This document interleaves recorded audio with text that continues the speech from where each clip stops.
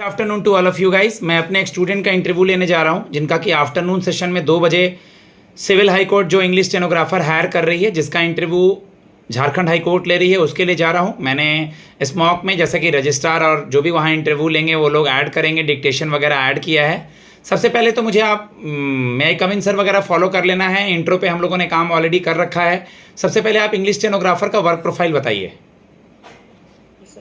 Sir जो English stenographer होता है, सर जो इंग्लिश स्टेनोग्राफर होता है, जब उसका वर्क प्रोफाइल ये है कि जब ऑनरेबल जज हमारे कोई डिक्टेशन या कोई मैटर लिखवाते हैं तो उसे शॉर्ट हैंड में लिख कर और फिर उसे अपने कॉमन लैंग्वेज में ट्रांसक्राइब करना होता है। और सर दूसरा ये होता है कि वहाँ पे जो रिकॉर्ड्स या रिपोर्ट रखी रहती हैं उन्हें सही ढंग से तैयार करना होता है। और सर तीसरा ये होता है कि जो वकीलों के बयान होते हैं, जो वकीलों के तर्क होते हैं, उसको लिखना होता है सही तरीके से, अच्छे तरीके से, फिर उसे जज के सामने पेश करना होता है। और चौथा सर ये होता है कि अपने जज के प्रति, अपने सीनियर के प्रति पोलाइट रहना, विनम्र रहना। क्या है आपकी टाइपिंग स्पीड और स्टेनो वगैरह का स्टेटस क्या है? सर मेरी स्टेनो है 100 वर्ड पर मिनट और टाइपिंग सर 50 की स्पीड है टाइपिंग में। पेन कॉपी है हाथ में? जी सर। पहले लिख लीजिए, फिर माइक जब बोलना होगा तो माइक पकड़ के बोलिएगा। ओके। स्टार्ट करूं? जी sir. If any person acting under warrant of arrest, comma, or any police officer having authority to arrest, comma, has reason to believe that the person to be arrested has entered into, comma, or is within, comma, any place, comma, any person residing in, इनके बाद comma, or being in charge of, comma, such place shall, comma, on demand of such person acting as, यहीं तक रहने दीजिए। चलिए बोलिए। If any person acting under warrant of arrest, comma, or any police officer having authority, comma, arrest, comma, authority के बाद comma नहीं था। अथॉरिटी के बाद कॉमा नहीं था। अथॉरिटी टू अरेस्ट फिर comma.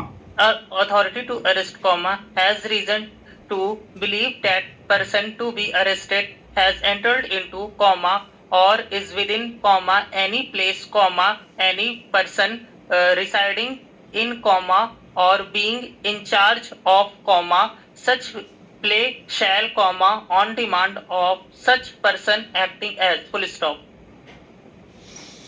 Okay, as we all know that English stenographer is a very reputed job, तो आप किस रिस्पॉन्सिबिलिटी से इसको निभाएंगे? क्या क्या बेस्ट देंगे अपना जिसकी वजह से हम आपको सेलेक्ट करें? सर हम अपनी स्टेनो को, जो स्टेनो लिखेंगे, जो शॉर्ट हैंड लिखेंगे, उसको सही तरीके से अच्छे ढंग से लिखेंगे बिना एरर पे। और जो काम करेंगे वो हम अपनी ईमानदारी से करेंगे, कोई भी गलत काम नहीं करेंगे। जो काम रहेगा, मेरे टाइपिंग में कोई एरर होगा, अगर कोई हमें पूछना भी होगा तो अपने सीनियर से रिस्पेक्ट से उनसे हम पूछ सकेंगे जो हमको नहीं आता है। ओके, अभी हमारे अटॉर्नी और सॉलिसिटर जनरल कौन है? सर हमारे अटॉर्नी जनरल है हमारे अटॉर्नी जनरल आर वेंकटा रमनी हमारे अटॉर्नी जनरल हैं। आर वेंकटा। आराम से, सॉलिसिटर जनरल, आराम से, घबराइए मत। सॉलिसिटर जनरल तुषार मेहता हैं। तुषार मेहता है, श्री तुषार मेहता। इतना घबराते क्यों हैं आप? ये बताएं, पैनिक नहीं होना है, आराम से एकदम रिलैक्स रहना है। आप ये बताएं कि कल को चल करके अगर आपका इलाहाबाद हाई कोर्ट में या यूपी में कहीं जॉब लग जाता है तो आप इस जॉब को छोड़ देंगे?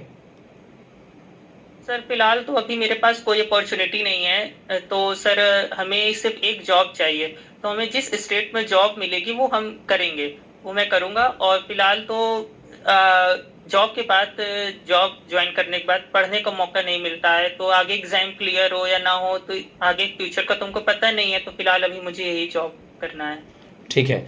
रीड वर्ड पांचों का नाम और मीनिंग पता है? जी सर। बताएं।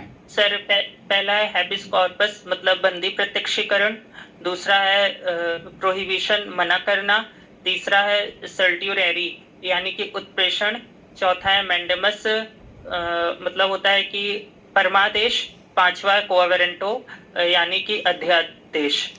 Good, very good. Judgment, hearing और प्रोसीडिंग का स्पेलिंग बताएं और मीनिंग बताएं, मतलब बताएं। सर जजमेंट का मतलब होता है निर्णय यानी कि अंतिम फैसला।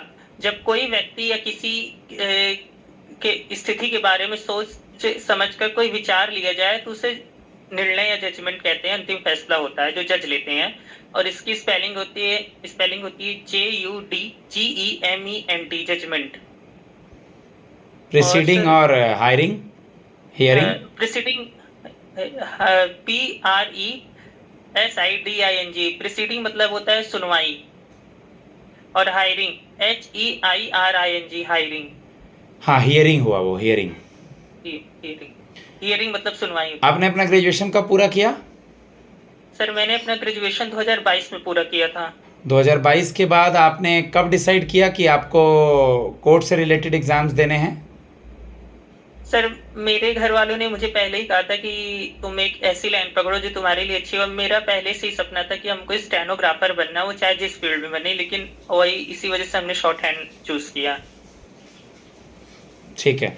अभी उपराष्ट्रपति हमारे नए बनेंगे आगे चल करके, 9 सितंबर को इसका चुनाव होगा।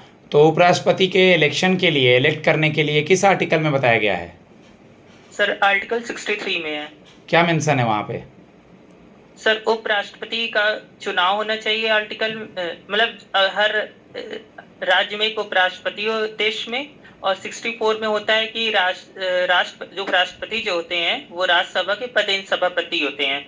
और 65 में होते हैं राष्ट्रपति की वो मतलब पद मुक्ति, मतलब कि वो रिजाइन दे सकते हैं। और 66 में होते हैं राष्ट्रपति के निर्वाचक मंडल, और उस जिसमें 20 प्रस्तावक होते हैं, 20 अनुमोदक होते हैं। कभी चल करके जज साहब अगर आपको डांट देंगे, आप अभी बच्चे जैसे लग रहे हैं, थोड़े कम उम्र की हैं, तो इसको आप कैसे लेंगे?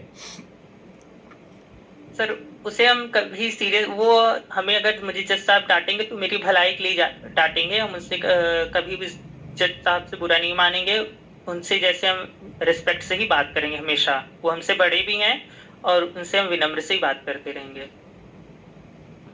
मैं अपने स्टूडेंट को फीडबैक देता हूँ गाइज, आप अपने सब्जेक्ट से, स्टेनो से हर चीज़ों पे काम करें, मेहनत करें।